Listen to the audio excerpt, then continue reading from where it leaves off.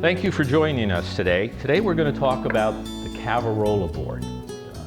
This tool, like all of our tools, hail from Italy and certain regions of Italy. This comes from a region called Puglia. Puglia is a region that is particularly rich in olive oil and wheat. So it's not surprising that that particular area would have several tools that originate from it, because you have this wonderful resource there. And this is one of them. But this tool, as far as we know, is not being made anywhere in the world by hand. And we make this strictly by hand. It's essentially a board about 15 inches long, 7.5, 8 inches wide, that has approximately, as you can see right here, about 600 cuts. 500 to 600 cuts. Now we make this in 3 different woods. We make it in beech, we make it in walnut, and we make it in cherry. I often recommend for people who are going to use it a lot, when I say a lot, I'm talking about a kitchen, professional kitchen. Or also we have a lot of people who like to teach cooking classes. So you're going to get an inordinate amount of use from this tool. And I would recommend that you get it in beech. It makes no difference to us. The price is the same. But beech is hard and durable. Walnut works great. Cherry is wonderful. We put a seal on those two. We don't have to put a seal on this. So we put a food-safe seal on the other 2 woods. This comes as is, natural, al natural. So anyway, that's essentially what this is. It's in the family of impression pastas. And what we do is we roll a sheet of pasta over this, and then we get our rolling pin and then make the impression. So what I want to do today is we'll go through that process like we kind of like to generally give you a synopsis of what the tool is about, and then we'll do a little demonstration of how the dough is applied and how it's cut and the traditions within it. First of all, the dough that we're using today is whole wheat. Now, it is not traditionally made with whole wheat. It's generally made with white flour and semolina combination and eggs. That's the traditional dough used for this particular pasta. But, you know, I always tell anybody that I'm trying to convey some pasta making information to. The Italian cuisine is a very liberated cuisine. Every region, every village has a different way of doing things. So, don't be tied down too much. On the other hand, I always say try to respect the traditions. I'm a traditionalist. You may be more liberal in your approach to food, and you'll throw all kinds of stuff in. I like to stay within certain parameters. So it's wise to know how it was made, but there's no great sin if you vary the ingredient with one type of flour as opposed to another.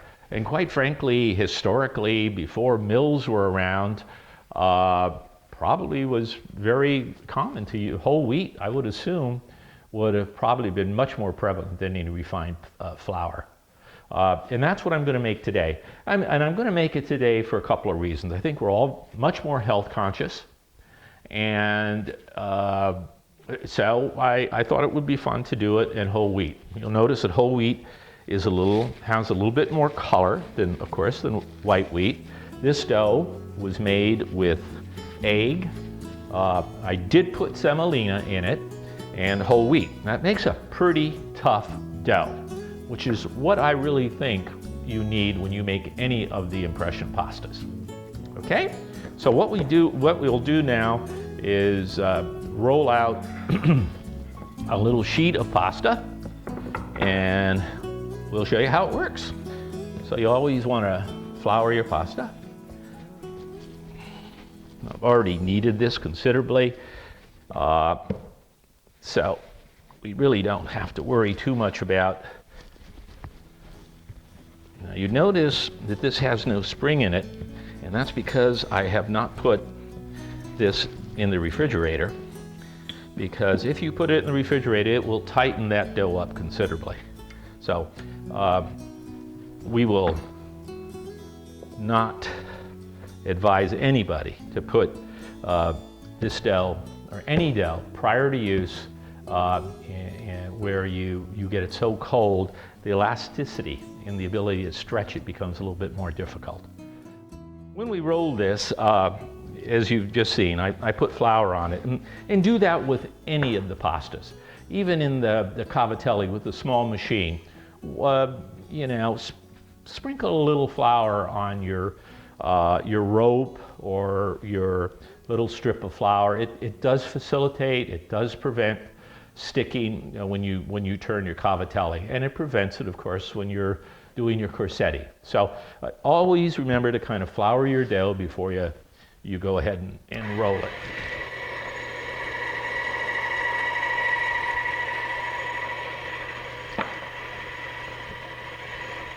So you want to do this probably 5 or 6 times. You want to go through the steps. I'm starting out with this particular machine at 10. I'm going to go down now to about 7. There's nothing wrong with going through each step. That's perfectly fine. I usually find if your kneading has been done properly and your mix has been done properly, it doesn't really require that you go through all the steps. But, you know, you'll notice now, I don't know if you can catch it on camera, you'll see this little beading like that, and that really is telling you that it probably needs a little flour. It's kind of like an orange peel effect. I'll put a little bit more flour, and usually that'll work itself out. Okay. I like to go down to about 3, 2.5 for these sorts of pastas. I find that that's more than adequate. Don't know if you can see that, but it's really very beautiful. You can see the grain in the pasta from its whole wheat, because it just isn't processed, which is a lot healthier for us. I use a little cutter, a 2-wheel cutter. I've had every cutter you can imagine, and I find this about the best and the simplest. It's just a small little head, about a 1.5-inch head of a straight edge, and then it has a little grooved, kind of wavy on the other wheel. I find this more than adequate to do most cutting. Keep your pieces when you're trying to trim a piece of dough. You'll find that these can all be reworked and saved. You know, the part of almost any traditional Italian kitchen, if anybody's been raised in a very Italian household as I have, is frugality. You just don't throw away things if you don't have to. So anyway, let's cut it like that. You'll notice that the length of that cut is fairly similar to the size of the board. Okay? So let's trim it off a little bit more. Doesn't have to be exact. Okay, there you go. And we'll cut a little bit this way.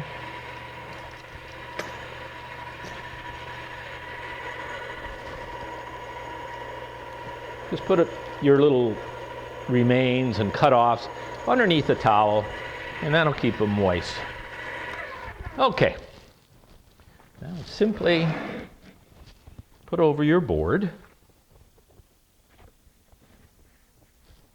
like that. Here's your rolling pin. This pin comes with your board, and you just simply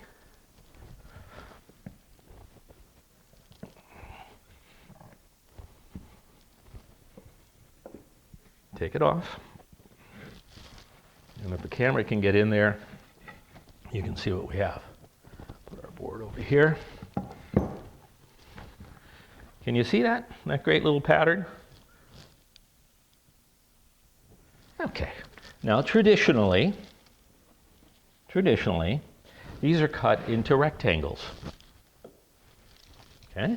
So again, I am not much for measuring. I just really feel that it's part of the joy of making pasta.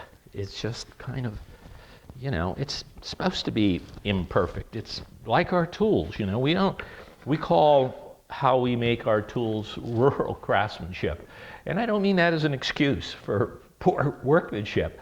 I really believe that it's important to mimic the process in which these were made. And it means that we do almost everything by hand. And I feel the same way about making the pasta. It isn't absolutely necessary that they be absolutely perfect in terms of the size. If you like doing that, that's great. But from my point of view, it's not necessary. So what we do, just cut strips. Okay, and then they're cut into rectangles. Traditionally, they're cut into rectangles. Okay, and that's called Strachnar. That was the term that was used to describe this, or straccinetti. So they're in dialect and other interpretations. It may have variances with the language, but that's generally what it is referred to, is Strachnar. So that's your Cavatella, your Cavarola impression pasta. This is whole wheat, so it tends to darken. You don't see the shadows quite as easily. But this is can be paired with a number of sauces. And again, I'm one of those folks who believe that if your pasta is good and your sauce is good, pretty much most things can be paired.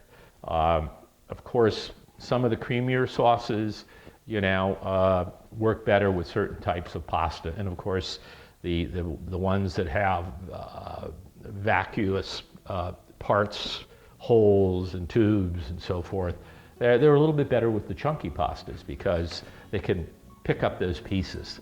So, but if you make a good sauce and you make a great pasta, you're going to have an enjoyable meal. So that's pretty much all there is to it.